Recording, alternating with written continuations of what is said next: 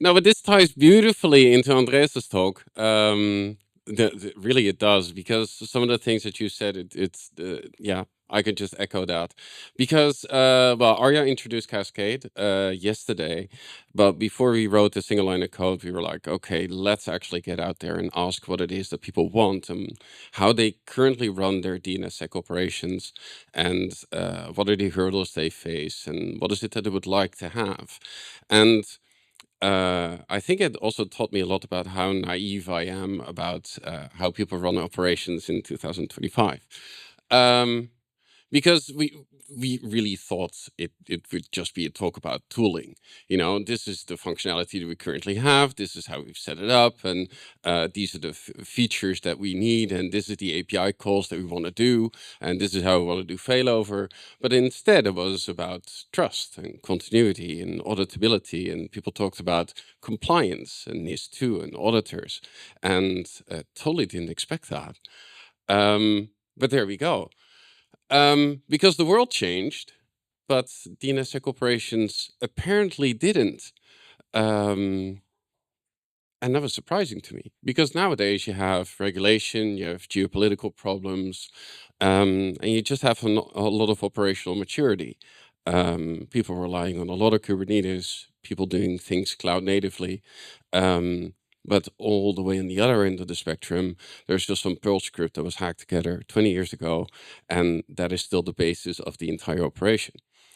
Um, and this is not just me making this up, because out of the 16 TLDs that we interviewed, 9 of them said, if this particular person leaves, then we actually have a problem, because all of the knowledge is embedded with a single person. Yeah, fallback or recovery is actually quite unclear. So if it breaks, we don't really know what to do.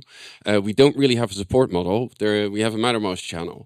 And I think I know who the developer is of that particular tool. So I'll just reach out and see if I can reach them and see if they can help me solving this particular seg fault, or, whatever other bug they have.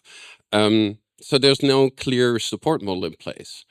Validation depends on manual tooling. I mean, we've all read this in the Mattermost channel. We use valid DNS with some custom patches, and luckily this is now, has found a safe place and can reach some maturity. But you want to have something that you can actually reliably depend on. And observability is super lacking. So people only find out if it's broken once it's broken. And then they start figuring out what it is that they have to do in order to recover it. And that causes certain behavior. And this is what people do. It works. Don't touch it. It's been working for 10, 12 years, and it's fine. And as long as we don't upgrade anything, we don't change anything, then everything is totally fine.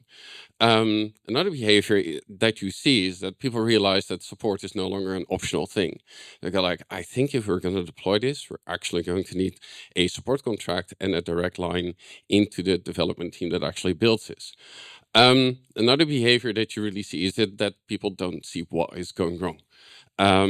Because in a lot of cases, people just inherit this mess. Like you are now on the DNS team. You're responsible for all of this. There's a wiki somewhere, and maybe some docs. Go read it. Learn about our infrastructure. You're a talented developer. Go for it. And you have auditors coming by. Can you prove to me that this is working? And can you prove that they're in control?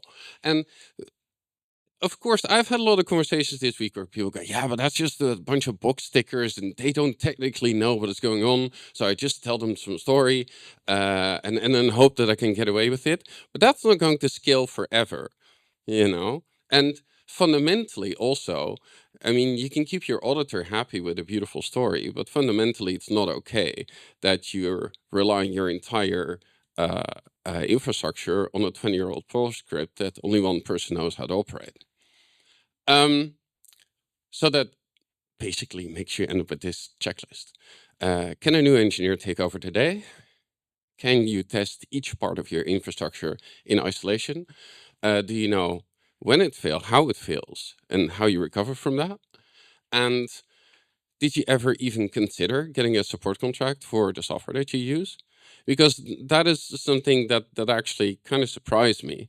And I know because I'm the person doing the support contracts for all of the software that we offer, and that's like 6 production packages. And I think if you do DNSSEC signing and you have your entire infrastructure, then you think, oh, I have to do this securely, right? I have to get an HSM, I contact Thales or somebody like that, and of course I purchase the thing for a lot of money, and getting a support contract is a given. And then that software that you use, that you depend your entire infrastructure on, that's free, right?